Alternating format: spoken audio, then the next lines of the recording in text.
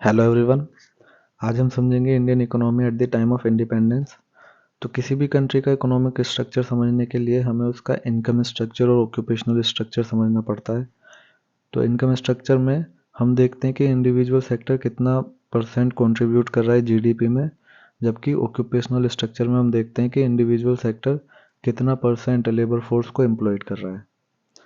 सबसे पहले सेक्टर समझते हैं। तो मेजरली तीन सेक्टर्स होते हैं। प्राइमरी सेक्टर जिसको हम एग्रीकल्चर सेक्टर भी कहते हैं, सेकेंडरी सेक्टर जिसको हम इंडस्ट्री सेक्टर भी कहते हैं, और टर्शियरी सेक्टर जिसको हम सर्विस सेक्टर भी कहते हैं। अब इन सेक्टर्स के अंदर कुछ सब सेक्टर्स आते हैं, जैसे कि प्राइमरी सेक्टर में फार्मिंग और अलाइड एक्टिविटीज़ आता है। अब इन अलाइड एक्टिविटीज़ में फिशिंग, पोल्ट्री, फॉरेस्ट्री, इस तरीके की एक्टिविटीज़ आती हैं। सेकेंडरी सेक्टर में माइनिंग एंड क्वेरिंग आता है, मैन्युफैक्चरिंग आता है, electricity, hydrocarbon and water supply आता है, और इसी के साथ कंस्ट्रक्शन भी सेकेंडरी सेक्टर का पार्ट है। टर्शियरी सेक्टर की बात करें तो ट्रेड, ट्रांसपोर्ट, होटल, कम्युनिकेशन और अदर ब्रॉडकास्टिंग सर्विसेज ये टर्शियरी सेक्टर का पार्ट हैं। इसी के साथ real estate, finance and other services, और ये अदर सर्विसेज में बिजनेस सर्विसेज आती हैं जैसे कि कोचिंग, तो ये भी टर्शियरी सेक्टर का पार्ट है। और पब्लिक एडमिनिस्ट्रेशन, कम्युनिटी सर्विसेज या फिर other personal and government services, ये सब टर्शियरी सेक्टर में आते हैं। अब 1951 सेंसस के अकॉर्डिंग जो एग्रीकल्चर सेक्टर था वो 53.1% कंट्रीब्यूट करता था जीडीपी में, जबकि 73% लेबर फोर्स एग्रीकल्चर सेक्टर में एम्प्लॉयड थी। इंडस्ट्री सेक्टर 17.8% कंट्रीब्यूट करता था जीडीपी में, जबकि 10.8% लेबर फोर्स इंडस्ट्री सेक्टर में एम्प्लॉयड थी। इसी तरह सर्विस सेक्टर 29.1% कंट्रीब्यूट करता था जीडीपी में, और 16.2% लेबर फोर्स सर्विस सेक्टर में एम्प्लॉयड थी। यहाँ पे हमें ये देखना चाहिए कि जो एग्रीकल्चर सेक्टर है उसमें 73% जो लेबर फोर्स थी वो एम्प्लॉयड थी, लेकिन उसके बाद भी 53.1% ही उसका कंट्रीब्यूशन था जीडीपी में। और जो सर्विस सेक्टर है उसमें उसका जो शेयर ऑफ जीडीपी था वो भी ज़्यादा था, और उसमें जो लेबर एम्प्लॉयड थी वो भी ज़्यादा थी। अब हम इनको समझते हैं कि ऐसा क्यों हमें देखने को मिल रहा था। सबसे पहले हम एग्रीकल्चर सेक्टर की बात करते हैं, जो कि डोमिनेंट था इनकम स्ट्रक्चर में भी और ऑक्यूपेशनल स्ट्रक्चर में भी। इसका मेजर रीज़न ये था कि ब्रिटिशर्स ने इंडस्ट्रियल डेवलपमेंट को प्रमोट नहीं किया, और उन्होंने डिस्करेज किया मॉडर्न इंडस्ट्रीज़ को इंडिया में। एग्रीकल्चर सेक्टर बैकवर्ड भी था, और उसके रीज़न थे कि low level use of modern equipments था, केमिकल फर्टिलाइजर्स और पेस्टिसाइड्स का हम इस्तेमाल नहीं करते थे, मैकेनाइजेशन बहुत कम था, ज़्यादातर काम जो है वो फिजिकली किया जाता था, और 80% of Indian gross cropped area जो था उस पर हम मोनोकल्चर ही प्रैक्टिस कर रहे थे। अब मोनोकल्चर जो होता है इसका मतलब होता है growing one crop in a year, और ग्रोस क्रॉप्ड एरिया का मतलब होता है कि जितना भी एरिया ऑफ लैंड है उसे मल्टीप्लाई कर दें अगर हम number of crops grown in that land, तो जो 80% ग्रोस क्रॉप्ड एरिया था उस पर हम सिर्फ एक ही क्रॉप पूरे साल में उगा रहे थे। जो प्रोडक्टिविटी थी एग्रीकल्चर सेक्टर की वो भी कम थी, और ये हमें देखने को मिलता था कि जो इनकम है फार्मिंग में वो बहुत कम है, और हमारे पास जो है वो फूड सफिशिएंट मात्रा में नहीं है, इसलिए हम फूड इंपोर्ट भी करते थे उस टाइम।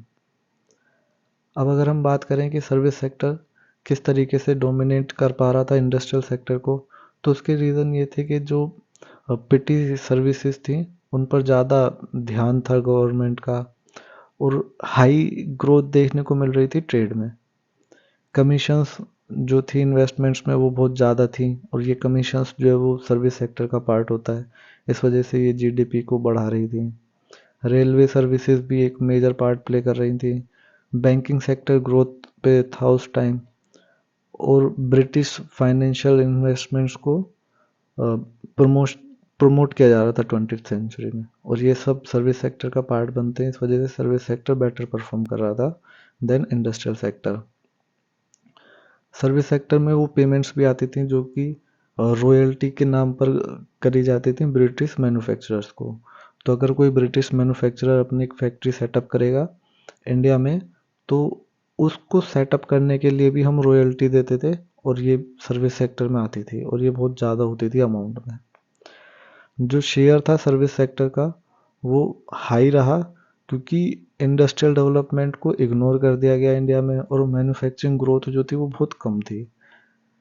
जो इंडियन इंडस्ट्रीज थी वो ज़्यादातर कॉटन टेक्सटाइल, जूट प्रोडक्ट या फिर शुगर इंडस्ट्रीज थी और सिर्फ एक ही नोटिसेबल कैपिटल गुड इंडस्ट्री थी इंडिया में at the time of independence और वो थी आयरन एंड स्टील इंडस्ट्री। अब अगर हम बात करें dominance of agriculture in occupational structure, ये इस वजह से था क्योंकि जो रूरल एरियाज थे वहाँ पर इंडस्ट्रियलाइजेशन अपसेंट थी और उसका मेन कारण ये था कि डोमिनेंस था सब्सिस्टेंस इकोनॉमी का, यानी कि हम सिर्फ उतना ही प्रोड्यूस कर रहे थे जितनी हमारी ज़रूरत थी और कोई सरप्लस हम प्रोड्यूस नहीं कर पा रहे थे, जिसकी वजह से जो डिमांड थी इंडस्ट्रियल प्रोडक्ट्स की वो कम थी और जब डिमांड कम थी तो इंडस्ट्रियलाइजेशन भी नहीं हुआ। इसका दूसरा रीज़न ये है कि जो स्मॉल स्केल इंडस्ट्रीज़ थी वो प्रेजेंट तो थी लेकिन वो उतना लेवल ऑफ एम्प्लॉयमेंट प्रोवाइड नहीं कर पा रही थी और उसके पीछे का भी मेन कारण ये था कि उनने कोई पॉलिसी सपोर्ट नहीं मिल रहा था ब्रिटिश गवर्नमेंट तरफ से। इसका तीसरा मेजर रीज़न ये है कि जो इसके मतलब हम तीन पार्ट में डिवाइड कर सकते हैं कि जो लार्ज एम्प्लॉयमेंट थी सर्विस सेक्टर में वो इंडस्ट्रियल सेक्टर से क्यों ज़्यादा थी, इसको हम तीन पार्ट में डिवाइड कर सकते हैं। पहला ये कि ब्रिटिशर्स एम्प्लॉयड कर रहे थे लोगों को in administration, defence and trade sectors में और ये तीनों जो है सर्विस सेक्टर का पार्ट्स होते हैं, तो ये एम्प्लॉयमेंट को बढ़ा रहे थे। दूसरा रीज़न ये है कि जो मैन्युफैक्चरिंग थी वो अर्बन सेक्टर में कंसंट्रेटेड थी और जो ये बहुत ही कैपिटल इंटेंसिव बनी रही लोगों के लिए और इसमें प्रोफेशनल्स की ज़रूरत थी या फिर उन वर्कर्स की ज़रूरत थी जिनको ट्रेनिंग मिली हो, लेकिन जो इंडियन पीपल्स थे उनको ट्रेनिंग नहीं मिली हुई थी मैन्युफैक्चरिंग सेक्टर में काम करने की, इसलिए वो अच्छे से काम कर पाते थे एग्रीकल्चर सेक्टर में, लेकिन मैन्युफैक्चरिंग सेक्टर में जो स्किल्स चाहिए वर्कर्स की वो मिसिंग थी इंडियन वर्कर्स में। तीसरा इसका रीज़न ये है कि जो मेजॉरिटी पॉपुलेशन थी वो ट्रेडिंग में इन्वॉल्व थी क्योंकि ट्रेडिंग हाई ग्रोथ भी दिखा रही थी और वो एक डोमिनेंट एक्टिविटी थी उस टाइम पीरियड की। और फिर काफ़ी सारी लेयर्स बन गई एजेंट्स की जो कि प्रोडक्शन पॉइंट से रिटेल मार्केट तक प्रोडक्ट्स को बेचते थे।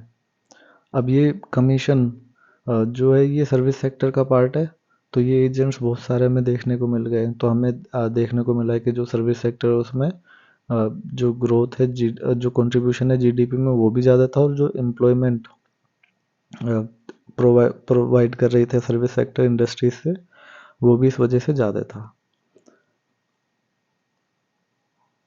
Thank you.